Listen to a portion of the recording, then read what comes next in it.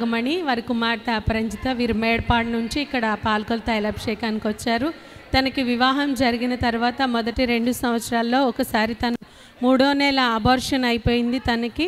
తర్వాత తను మళ్ళీ కన్సీవ్ అయింది. కన్సీవ్ అయ్యి నెల మీద 15 రోజులు అయిన తర్వాత తను హాస్పిటల్కి వెళ్ళి చెక్ చేయించుకుంటే బేబీ గ్రోత్ అనేది తెలియడం లేదు అని డాక్టర్స్ అన్నారు.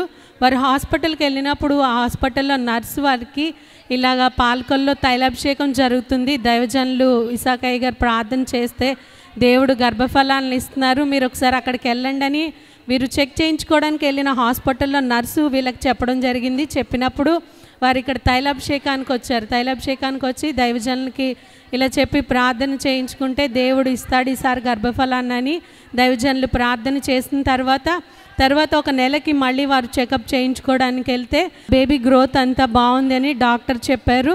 అలానే దేవుడు చక్కటి ఆరోగ్యమైన కుమారుణ్ణి వారికి బహుమానంగా ఇచ్చారు. మొదట బేబీ గ్రోత్ సరిగా లేదు అన్న ముందు అబార్షన్ అయిన ఆ 2 పరిస్థితుల నుంచి దేవుడు తైలాభిషేకానికి రావడాన్ని బట్టి తన గర్భఫలాన్ని ఇచ్చారు, కుమారుని ఇచ్చారని వారు సాక్ష్యం చెప్తున్నారు. ఈ సాక్ష్యం దేవుడు దీవించును గాక.